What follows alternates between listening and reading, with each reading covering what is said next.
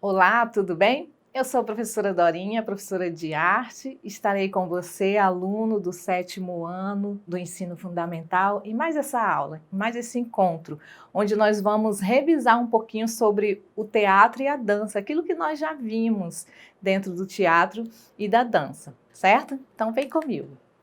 Vamos falar um pouquinho sobre o teatro e uma das coisas que nós abordamos aqui é sobre o texto dramático. O que seria o texto dramático, né? Então vamos lá, acompanha comigo aí na tela.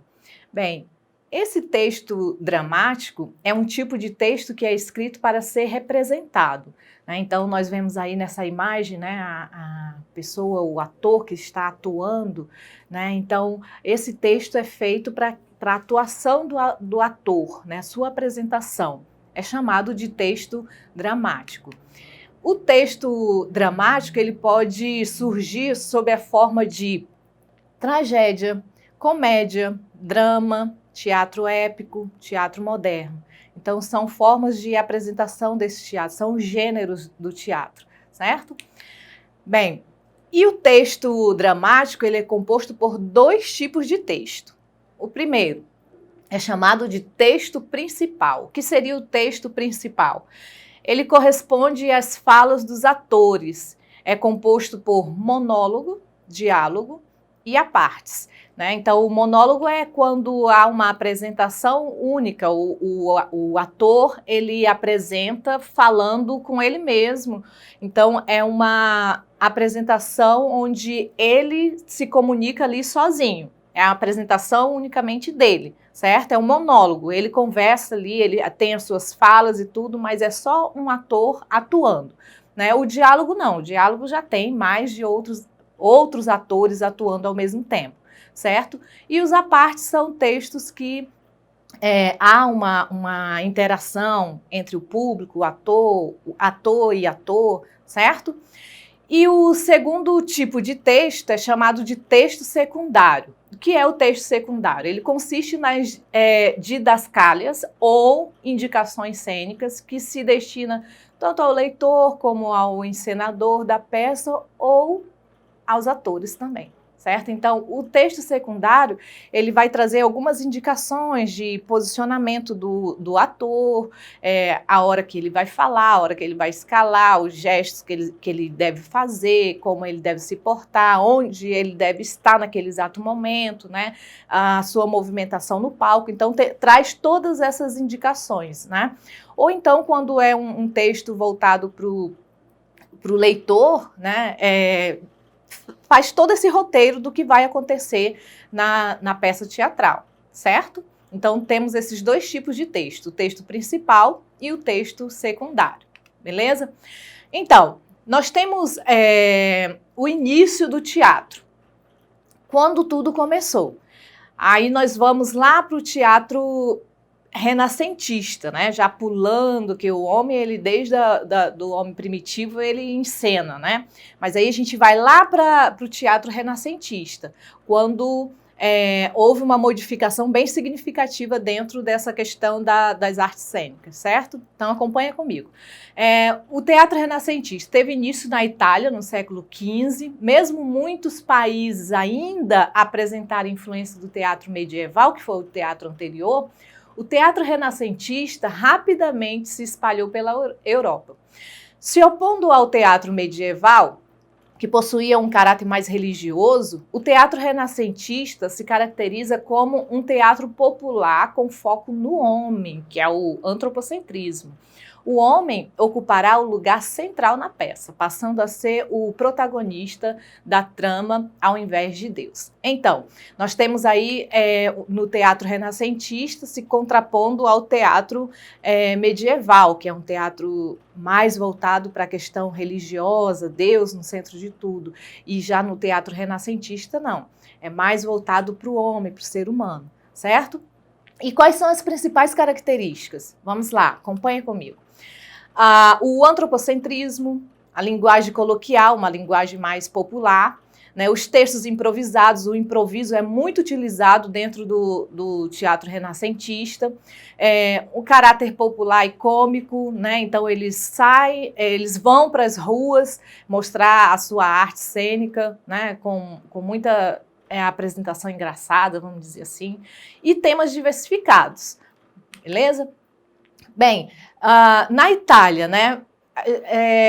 Surge a comédia dell'arte ainda na Idade Média e faz a transição para a Renascença italiana, que é quando a comédia dell'arte ela vai se expandir mais ainda, certo? Então, faziam espetáculos teatrais populares, apresentando-os nas ruas a partir de um canovaccio, né, que era uma carroça, onde eles faziam daquela carroça um palco.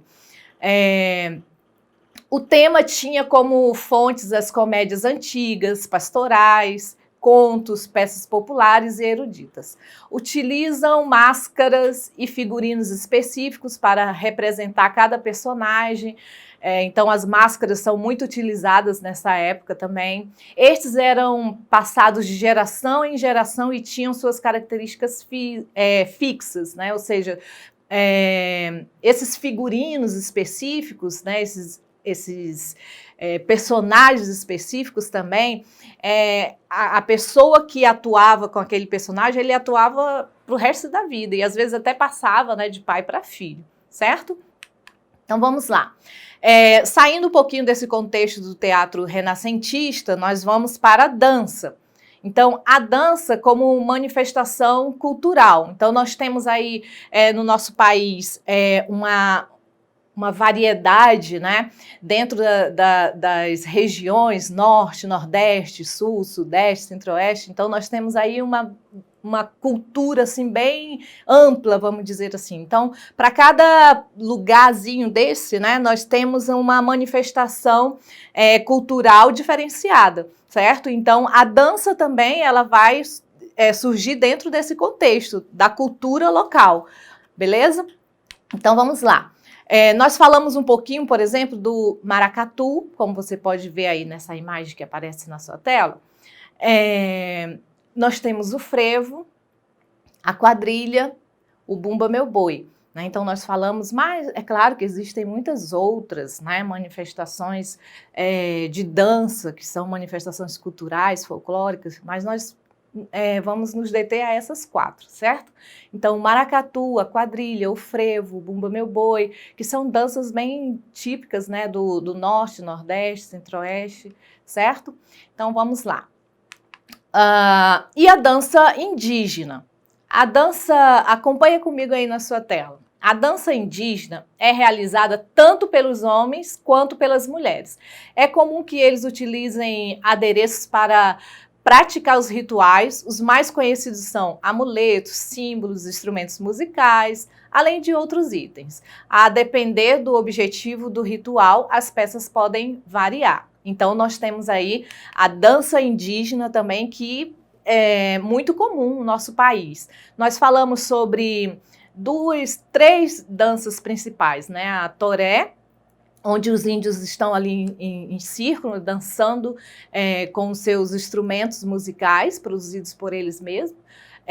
O cuarupi, né, também é uma dança onde eles estão de frente de um tronco de uma árvore, que se chama cuarupi, né? E a dança do chicote e da urtiga. Inclusive, essa dança é praticada aqui no estado do Acre, né? Os índios da aldeia Catuquina, né, eles praticam esse tipo de dança, né? A dança do chicote e da urtiga, beleza? Então, dentro dessa questão da dança, né, nós temos como ela evoluiu, né? Como ela chegou até nós, né? E todo esse processo, né? Que a gente pode entender que a dança é algo assim que está inserida no ser humano, né? Então a gente dança, a gente está ouvindo uma música e daqui a pouco a gente está batendo o pé, né? Sem querer. Né? A gente, quando se vê, a gente já está ali balançando a mão, balançando o corpo, né? Porque é algo assim natural do ser humano, beleza? Então vamos lá, vamos responder aqui algumas questões comigo. A primeira, acompanha aí comigo na sua tela, diz o seguinte: vimos que o texto dramático é composto por 2 tipos de texto, a saber, letra A, texto correto e texto errado. Letra B, o texto principal e o texto secundário. E letra C, o texto formal e o texto informal. Letra D, texto possível e texto narrativo. Então, vamos lá. Do que é composto, né, o texto dramático? Você lembra? Claro que lembra, né? O texto dramático, ele é composto por 2 tipos de texto chamados de principal e texto secundário, certo? Então, não esqueça disso. Vamos para a nossa segunda questão. Bem, o teatro renascentista, ele teve início no século XV, foi de muita importância e trouxe muitas mudanças para o teatro. Esse teatro surgiu, letra A, na França, letra B, na Inglaterra, letra C, na Itália, letra D, em Portugal. Então, o teatro renascentista, onde que ele surgiu, né? A sua origem, lembra? Acho que você lembra sim, hein? Vamos lá? Claro que foi na Itália, né? A gente pode confundir um pouquinho com a Inglaterra, porque teve na Inglaterra, vamos dizer assim, o teatro ele teve uma expansão muito maior, né? Mas o surgimento do teatro renascentista foi na Itália, beleza, gente? Então, espero que você lembre disso também, certo? Bem, aqui estão as nossas fontes de pesquisa. Espero que você não esqueça de acessar a plataforma Eduque.